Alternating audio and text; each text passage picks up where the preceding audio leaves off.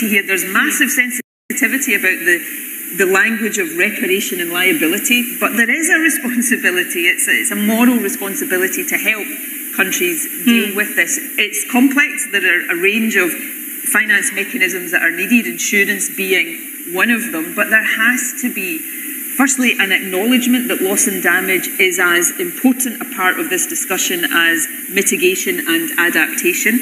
There needs to be a recognition from the developed world that there is a responsibility, and then there needs to be a real, I think Laurence is right, dialogue. We've had 30 years of informal dialogue. To replace that now just with formal dialogue is not enough.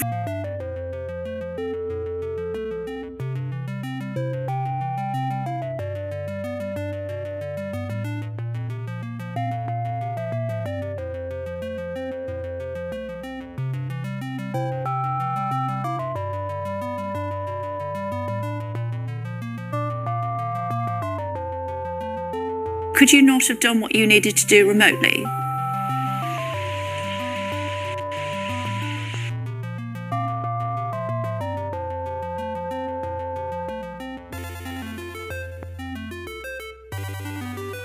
These discussions and play our part, that everybody with a part to play does that to the full, and it's played a part in collaboration and playing our part to be playing our part, that everybody with a part to play, we've all got a part to play here, nation, to play our part in tackling it. We're playing our full part, playing our part in discussions, but actually showing the leadership that we need to see if the world is going to properly address this challenge.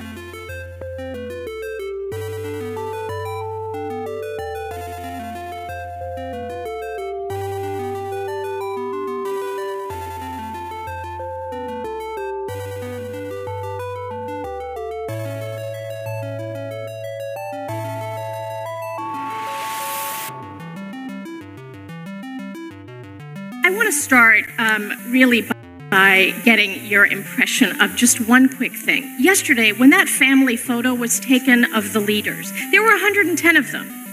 7 were women. 7 were women. 103 were men. Did you notice that? And if so, what'd you make of it? Notice that the people who are actually organizing the photo, getting everyone to stand in place, well, many of them were women. I think, I'd need to check this to be 100% sure, but I think 7 out of 110 actually represents backwards progress since Glasgow last year, where it was slightly more than that. I think in that photograph we see one of the reasons for what is a gap in the sense and the impatience and the passion in civil society and amongst people outside the negotiating room and what is being done in the negotiating room, because Laurence is right, there are women everywhere in the climate debate and discussion, but the decision makers are still overwhelmingly men. So if we get more women from outside the room into the room, then perhaps we can start to close that gap more quickly, because women are being disproportionately affected by climate change. They often are the ones who need to design the solutions, because often it's their lives that are affected not just by climate change but by the solutions to climate change. So we need, not just on climate but on every issue under the sun, we need more women. It's essential. These two, it's the same sides of two sides of the same crisis, and the climate crisis, the biodiversity crisis, we need to address both, and we need to be really integrated in how we do it.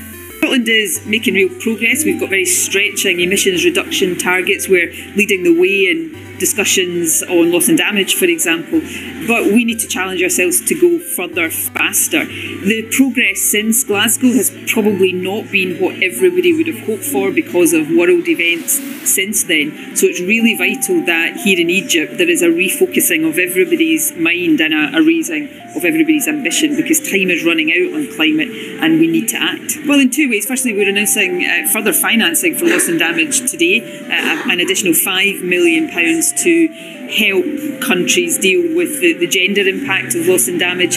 So we're leading by example in what we are doing, putting our money where our mouth is. Relatively small in the global context, but nevertheless an important commitment in Scotland. So we are leading the way and seeking to use our vast renewable potential to aid the just transition away from fossil fuels. I think it's really important that governments at all levels contribute to these discussions and play our part in meeting our own obligations domestically, but encouraging greater progress globally.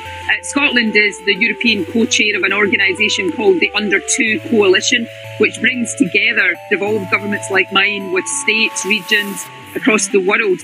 Together we represent something like 50% of the global GDP, and many of the levers for tackling climate change lie in our hands. So it's really important that everybody with a part to play does that to the full. Scotland was also the host of COP26 last year in Glasgow, and the Scottish Government played a part in putting some key issues at this COP on the agenda, loss and damage, for example. So again, important to be here, to be encouraging collaboration and playing our part in hopefully a good outcome from this COP as we continue to address the accelerating emergency of climate change. First, Mr. Nicholas Sturgeon, can you describe the mood? What are you hearing? I think the mood is increasingly impatient and frustrated, and yes, in some quarters bordering on justifiable anger. And therefore, there is a lot at stake here. On climate, I choose to be an optimist because I don't think the alternative takes us anywhere, but it's really, really important that we don't allow optimism to be blind faith, because we're nowhere near where we should be right now. And I think Lawrence is right about the reasons for that. The Paris Agreement came much, much later than it should have done. But we're not on track for 1.5 degrees. And let's remember, for some parts of the world, 1.5 degrees is still catastrophic. But the world is on a path much closer to 2.5 degrees. Yeah. And we need to be honest about that. I think it is absolutely correct to say there needs to be much greater transparency and accountability. And I would say this as the leader of a devolved government within a state party, but we need to harness the power of non-state actors much, much more. I also think there are real issues right now about trust and faith, because we've got to focus, and we were talking earlier on, there is a concern that we're not talking enough at this COP about the need to reduce emissions. That should absolutely, must be the priority. Could you not have done what you needed to do remotely? No, I think this is the fifth COP that I have participated in, and it's really important to be here, to be having the discussions, to be playing our part in finding the solutions. Now, Rishi Sunak is here. I welcome that. I think it is right that he is here. But if we look in a UK context at many of the decisions that will determine whether or not the UK as a whole meets its own climate obligations, many of them for Scotland are responsibilities of the Scottish Government. Renewable energy, for example, energy efficiency, changing how we travel. So it's really important that everybody with a part to play does that to the full. And I think it is vital that the connections that are made here are made, and that we all do that work. And if you speak to many campaigners, many governments, particularly from the global south, they warmly welcome Scotland's contribution here, generally on this issue, but particularly on the issue of loss and damage. Without the intervention last year of the Scottish Government, and this is not just my view, you'll hear this from campaigners here, it is unlikely that we would be now seeing that issue with the prominence it has in Egypt. So I think we've all got a part to play here. Climate change affects all of us. It affects some more than others, but every single one of us has an obligation to play our part in tackling it. Meet those targets. What's hard about them and what's not so hard? So Scotland is seeking to do, and let me say at the outset, we are facing the same challenges in meeting targets as any other country is, but we're seeking to do what I think every country that is able to should do, which is to go faster than the minimum.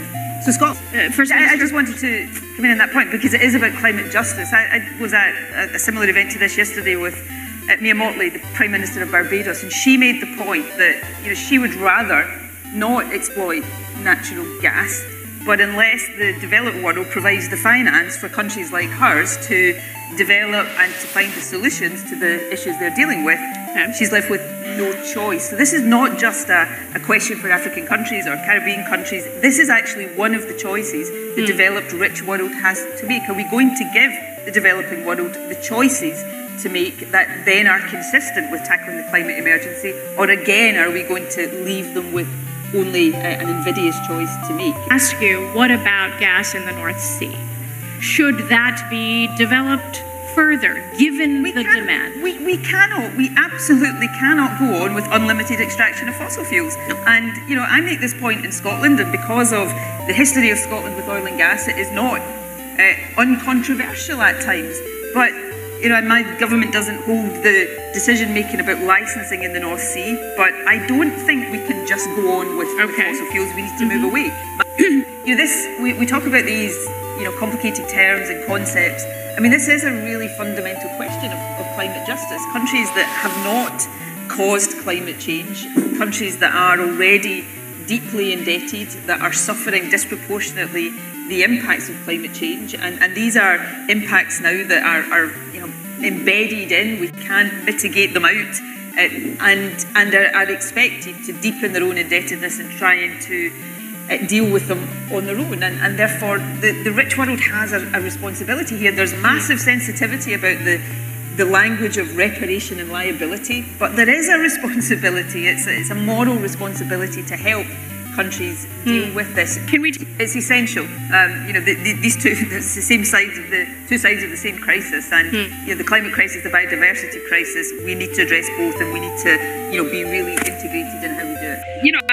I'm not arguing with your line of questioning here about why we're here, but actually what matters is what's being discussed here, what the focus is on implementing the progress made at Glasgow, what the commitments will be coming out of this COP. Climate change, even given the turbulence of the year we've just lived through, climate change is the biggest obligation, the biggest challenge the world faces right now. If we don't, all of us, leaders at all levels of government, if we don't take this seriously, increasingly seriously, if we don't make the right commitments, implement those commitments, then we're not going to have a planet worth handing on to generations to come. There are fewer more important things than climate change. But in the here and now, it's also important to improving the security of energy supply, of making energy more affordable.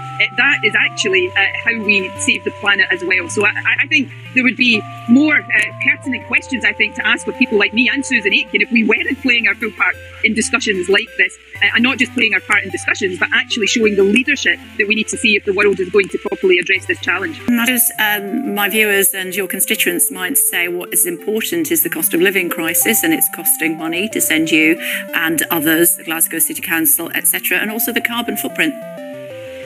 Look, you will find here, I'm here in the main pavilion of COP27, and there are representatives around me of devolved governments, of states and other countries, of German Länder. There will be governments at all levels represented here. We would be abdicating our responsibility if we weren't here playing our part in meeting these challenges. There is, of course, a cost in all sorts of ways to tackling climate change, but there's a much, much bigger cost associated with not tackling climate change.